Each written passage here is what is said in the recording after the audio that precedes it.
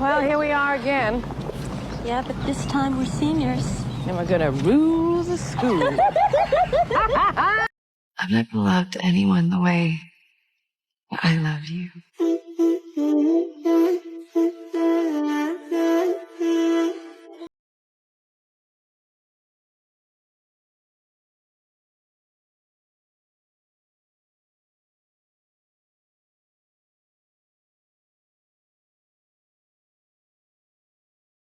This is Adaja Oki, a 17-year-old aspiring model and business owner with dreams that stretched far beyond the streets of Fort Wayne, Indiana.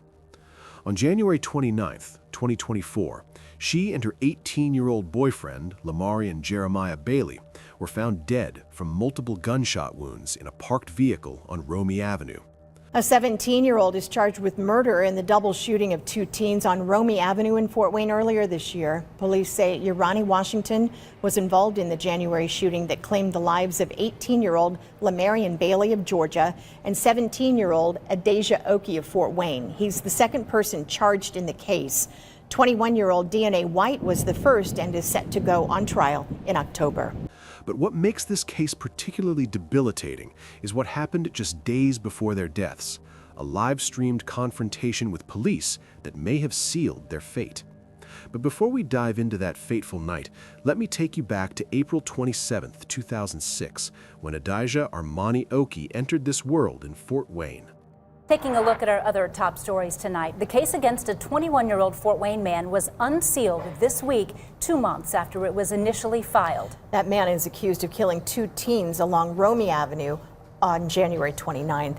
DNA White is accused of killing 17-year-old Adaja Oki of Fort Wayne and 18-year-old Lamarian Bailey of LaGrange, Georgia.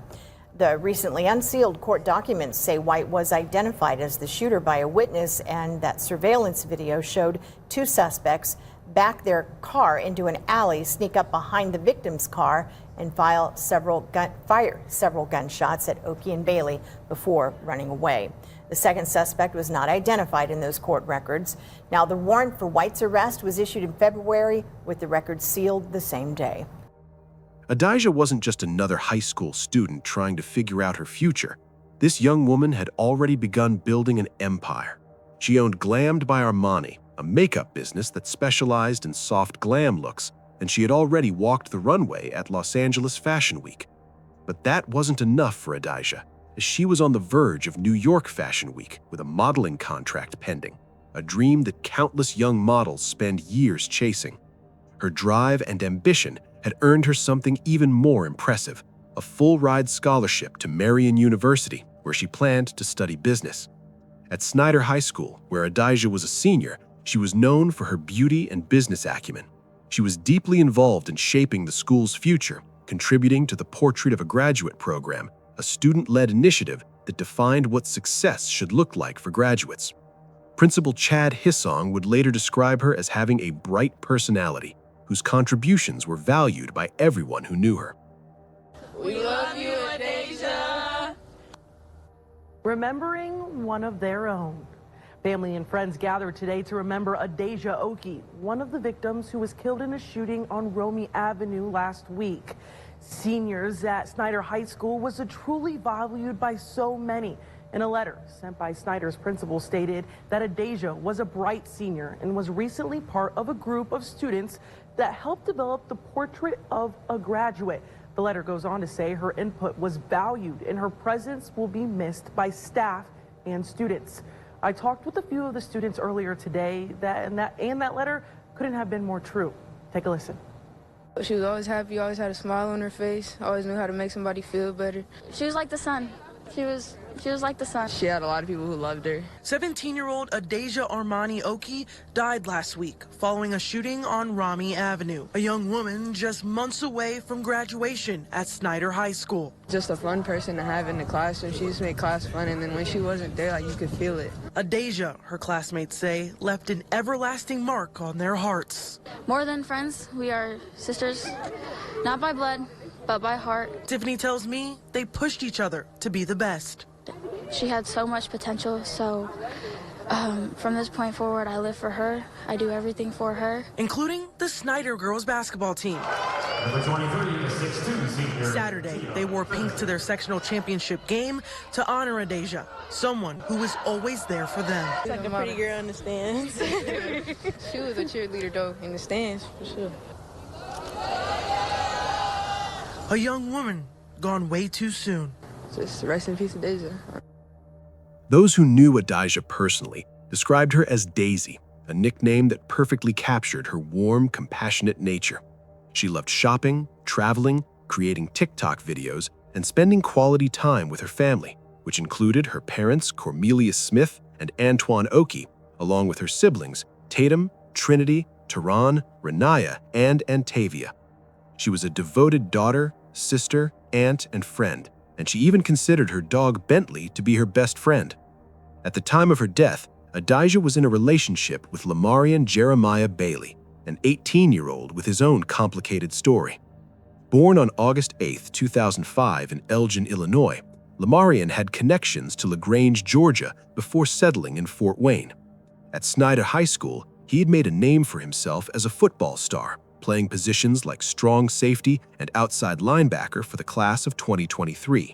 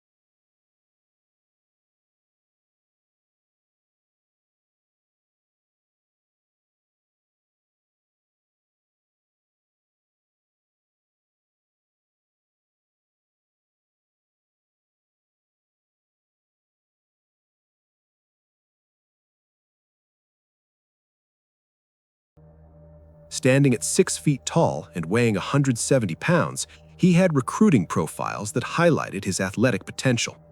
But after graduating, Lamarian took a different path. He transitioned into rapping, and according to social media discussions, his music included diss tracks targeting rivals, and this musical direction may have contributed to personal conflicts that were simmering beneath the surface of his everyday life. And this is where things get particularly troubling. Days before the shooting that would claim both their lives, Lamarian and Adaja were involved in a traffic stop by Fort Wayne police. But this wasn't just any traffic stop. Lamarian chose to broadcast the entire encounter live on social media.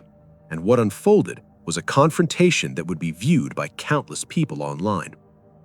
During the live stream, Lamarian challenged the officers, demanding badge numbers and denying that he possessed any weapons or drugs. After the stop ended without any charges being filed, he mocked the police with phrases like, "They thought they had me." While Adaja was present during this traffic stop, she remained less vocal throughout the encounter. But that live stream and public display of defiance may have done something far more dangerous than either of them realized. It may have amplified tensions that were already brewing, possibly related to rivalries in Fort Wayne's underground rap scene or personal disputes that had been escalating through social media exchanges. The two people shot and killed north of downtown Fort Wayne Monday night have been identified. Both teenagers and both with ties to Snyder High School. Today, the Allen County coroner identified 17-year-old Adaja Oki from Fort Wayne and 18-year-old Lamarian Bailey from LaGrange, Georgia, as those killed Monday night. This is the story of Adaja Oki, a 17-year-old fashion model with dreams as big as her radiant smile. She was a daughter, a sister, and a friend loved by so many. She was in a relationship with 18-year-old Lamarian Bailey, a former football star and rapper who was known to law enforcement. But on the night of January 29, 2024, days after the two were stopped by police, Adaja was found lifeless in a parked car alongside her boyfriend after being shot multiple times. Who would want to harm a young woman with so much ahead of her, and what really happened that night on Romney Avenue? Now, you might be wondering, what exactly were these tensions about? Were there gang affiliations? Was this truly about rap beef, or was something else at play? Here's what makes this case particularly complex.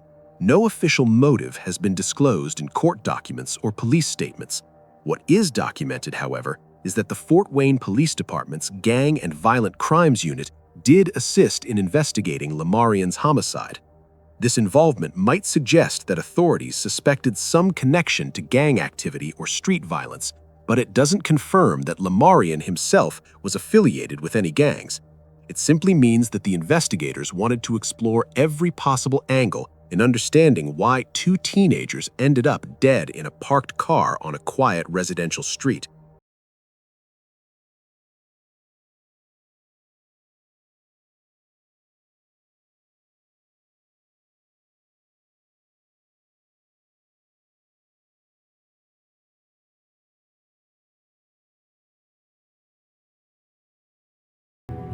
And this brings us to the evening of January 29th, 2024, a Monday that would forever change the lives of everyone who loved Adaja and Lamarian.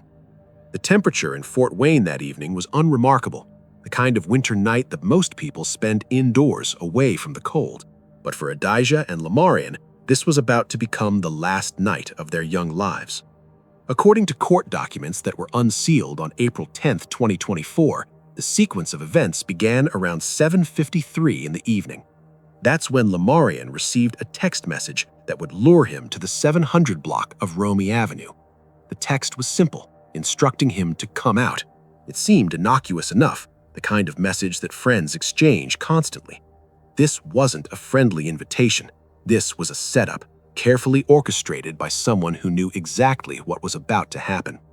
Lamarian, Adaja, and a third person, whose identity has been protected for safety reasons, arrived at the location in their vehicle.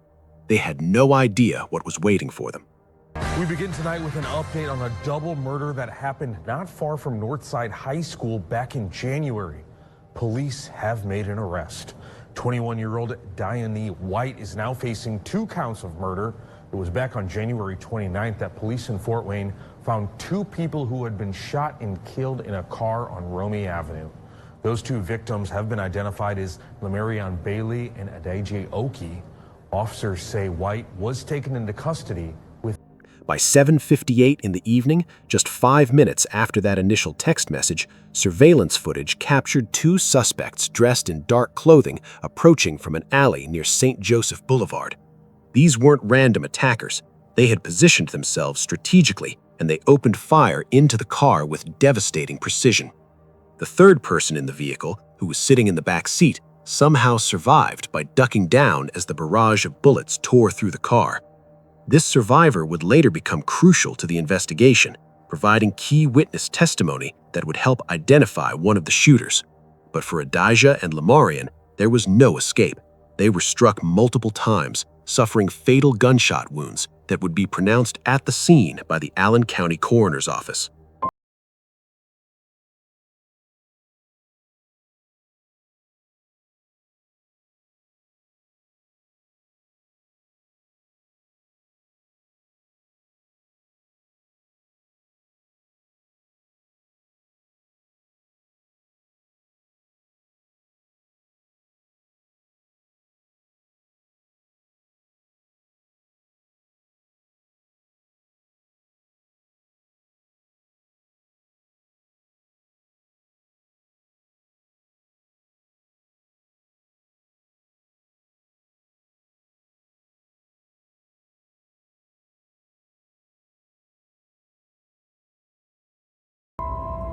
The investigation that followed revealed just how calculated this attack had been. The Fort Wayne Police Department worked swiftly to gather evidence, and what they uncovered painted a picture of premeditation that is frankly chilling. Surveillance videos showed the suspects backing a black Cadillac SUV into an alley, firing the shots, and then fleeing the scene. But they didn't leave in the SUV. They switched vehicles, moving to a black 2014 Dodge Avenger with a missing hubcap, a detail that would prove crucial in identifying the suspects. The investigation also relied heavily on cell phone records. These digital footprints placed suspects at the scene before, during, and after the shooting. The SUV's owner confirmed lending the vehicle to someone known as D. White and even provided his phone number. When investigators traced that number, the cell records placed it right at the scene during the exact time the shooting occurred. And the Dodge Avenger? It matched one owned by the mother of the primary suspect, complete with that distinctive missing hubcap. But the breakthrough in identifying the second suspect came from an unexpected source: Crime Stoppers tips. Multiple people called in with information, identifying someone known as Wu through photos, school records, and even a 911 call that this individual had made after being involved in a completely separate shooting incident on February 3, 2024.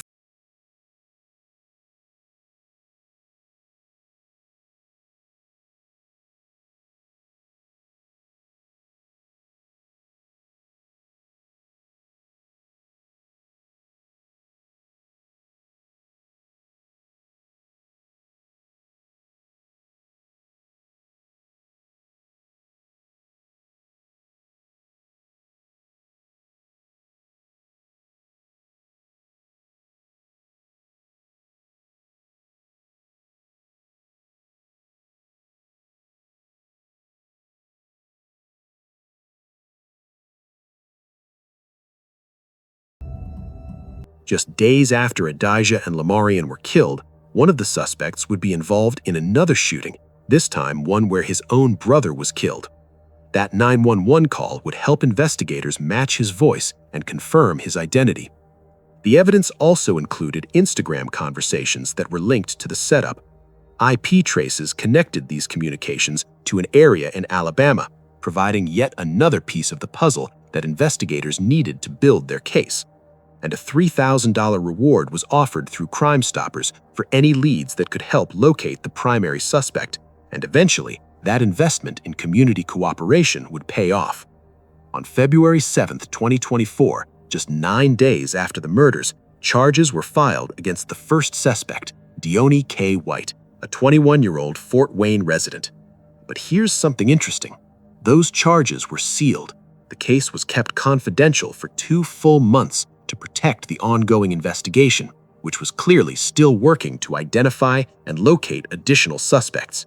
It wasn't until April 10th that the public learned the details of what investigators had uncovered. White, who also went by D. White on social media, was described in wanted posters as a black male approximately 6 feet 1 inch tall, weighing 155 pounds. He had distinctive tattoos, crystal on his neck and a lion on his arm. And during the manhunt, he was considered armed and dangerous, a designation that law enforcement doesn't use lightly. It means they believed this individual posed a serious threat to anyone who might encounter him. White was accused of being the primary shooter, the person who actually pulled the trigger that night on Romey Avenue. The survivor in the back seat had identified him, initially with some hesitation born from understandable fear, but eventually pointing to a social media photo and confirming, "That's D. White. That's the person who opened fire." The charges against him were severe, with 2 counts of murder and a firearms enhancement, and if convicted on all counts, he faced up to 150 years in prison. But White didn't turn himself in or cooperate with the cops. Instead, he remained at large for months while investigators continued building their case and searching for him.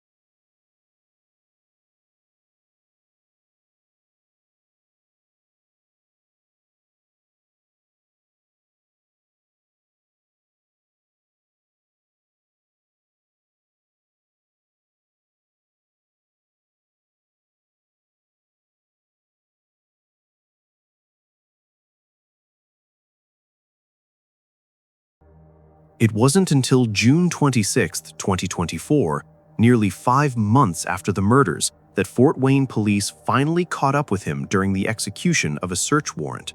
The arrest happened without incident, and he was taken into custody peacefully and held without bond, ensuring he couldn't flee again while awaiting trial. But White wasn't the only person responsible for what happened that night. Remember that text message that lured Lamarian to Romey Avenue? That message came from somewhere, sent by someone who knew exactly what was about to unfold. And that person was the second suspect, Euron Washington, who was only 17 years old at the time of the murders. Washington, who went by the nickname Wu, was charged with 2 counts of murder on August 1, 2024. His role in the crime was setting up the meeting through those text messages, essentially delivering the victims to their killers. He was identified through Crime Stoppers tips, geolocation data from his phone, and records from Fort Wayne community schools. At the time charges were filed, he was being held in Lee County Jail in Alabama, far from the scene of the crime he allegedly helped orchestrate. If convicted, Washington faced up to 130 years in prison. Think about that. He was 17 years old, just a few months older than Adaja, and he was looking at potentially spending the rest of his life behind bars for his alleged role in murdering 2 teenagers who should have had their whole lives ahead of them. Now, as of today, here's where things stand with the legal proceedings. White's jury trial was scheduled for April 22nd through 25th, 2025. However, there are no public reports of a verdict, plea agreement, or sentencing, suggesting several possibilities. One, that the trial may have been delayed, or if there could be ongoing plea negotiations that haven't been made public, or if the proceedings might be sealed for reasons we don't yet understand. Both suspects remain in custody, with White held without bond in Allen County Jail and Washington still in Alabama. The impact on the Fort Wayne community was immediate and profound. This wasn't just another crime statistic. These were 2 young people who were known, loved, and valued.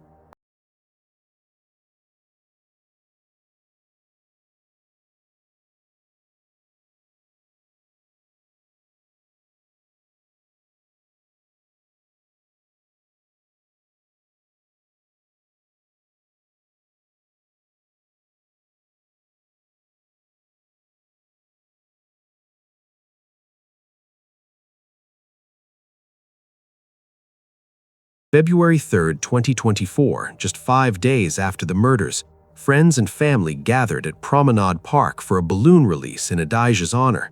They released pink balloons, her favorite color, into the Fort Wayne sky, each one carrying prayers and memories of a young woman who should still be walking among them. The Snyder High School girls basketball team wore pink uniforms as a tribute, turning their games into moving memorials for their fallen classmate. A celebration of life service was held on February 6, 2024, at New Covenant Worship Center, followed by burial at Covington Memorial Gardens. The service was attended by hundreds of people whose lives Adaja had touched in her 17 years.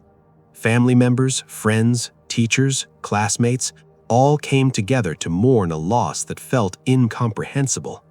But this tragedy represents something larger than just one incident. Adaja and Lamarian's deaths were the 3rd and 4th homicides in Allen County for 2024, a grim start to a year that would ultimately see 41 total homicides in the county. 41 lives lost to violence in a single year in one Indiana county. Many of these victims, like Adaja and Lamarian, were young people whose deaths prompted community leaders to call for better youth guidance programs and violence prevention initiatives. There are haunting parallels between this case and others that have shocked communities across the country. The 2020 Brownsworth shooting of Freddie Hegwood, another 17-year-old, followed a remarkably similar pattern: an ambush in a vehicle, escalated social media feuds, gang rivalries referenced in rap lyrics, and suspects who were eventually convicted and sentenced to nearly 100 to 143 years in prison.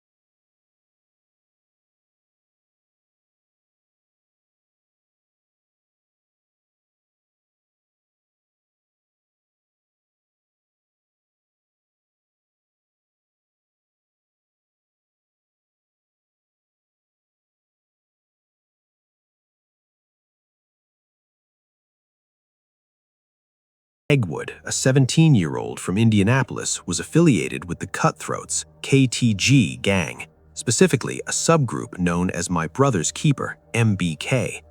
Described by his sister Andrea as having a heart of gold, Hegwood was known for his generosity and family-oriented nature. He aspired to obtain a commercial driver's license upon turning 18 in June 2021 and was reportedly on the cusp of positive life changes. At the time of the shooting, he was in a red Jeep Compass with an unarmed passenger, broadcasting on Instagram Live, where threats against him appeared in real-time comments.